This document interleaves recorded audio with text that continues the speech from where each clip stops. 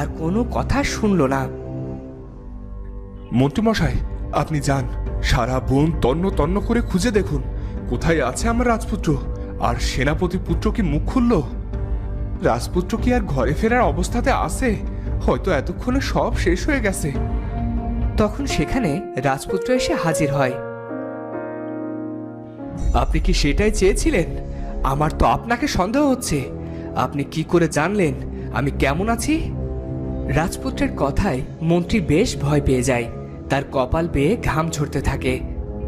আহ কুমার, উনি তোমার গুরুজন, এভাবে কথা বলতে নেই। আমার বন্ধুকে কেন বন্দি করা হয়েছে বাবা? ওকে এখনই মুক্ত করা হোক। ওকে আমার চাই।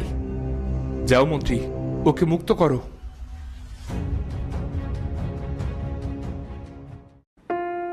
তুমি কোথায় চলে গিয়েছিলে? কি হয়েছিল তোমার সাথে? তুমি ঠিক আছো তো কুমার? জি পিতা, আমি ঠিক আছি। তুমি কোথায় হারিয়ে গিয়েছিলে? আমাকে কেউ কাপুরুষের মতো পেছন থেকে আঘাত করেছিল, তবে আমি এখন অনেকটাই ঠিক আছি। তখন রাজপুত্রের বন্ধু সেখানে এলো, এসেই রাজপুত্রের পিঠে হাত রাখলো। আহ, কি হয়েছে তোমার রাজপুত্র?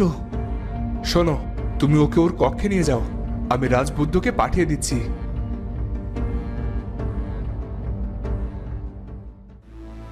এদিকে রাজকন্যা পরিণীতা বড্ড ভয় পেয়েছে। তার কক্ষে কোনো আগন্তুক এসেছিল। এটা জানাজানি হলে তার বদনাম হবে। পরিণীতা, কি হয়েছে তোমার? আচ্ছা মা, যাদের মাথায় চুল থাকে না তাদের কি মনও থাকতে নেই? কি বলছো এসব? কি হয়েছে তোমার?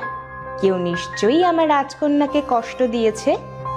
কষ্ট না তো কি? নিজের নামটা কি বলে যাওয়া যেত না? নাকি পরিচয় দিলে বড্ড ক্ষতি হয়ে যেত? কে পরিচয় দিল না? তুমি কি কোনো স্বপ্ন দেখেছো পরিণীতা? কিছু কিছু সত্যিকে স্বপ্ন ভেবে মেনে নিতে হয়, আর কিছু কিছু স্বপ্নকে বাস্তবে রূপ দিতে ইচ্ছে করে।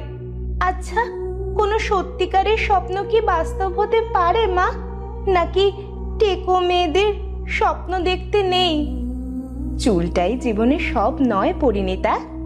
এত লম্বা চুল দিয়ে কি করবে? চুল দিয়ে দড়ি বানিয়ে কি কাপড় শুকাতে দেবে? নাকি চোর আসলে দড়ির বদলে চুল দিয়ে বেঁধে রাখবে? মা, তুমি কি সুন্দর করে কথা বলো। মানুষ তো বাইরের সৌন্দর্য দেখেই বিচার করে, তোমার মতো করে কেউ ভাবে না। রাজবুদ্ধ চলে যেতেই মহারাজ সেখানে এলেন।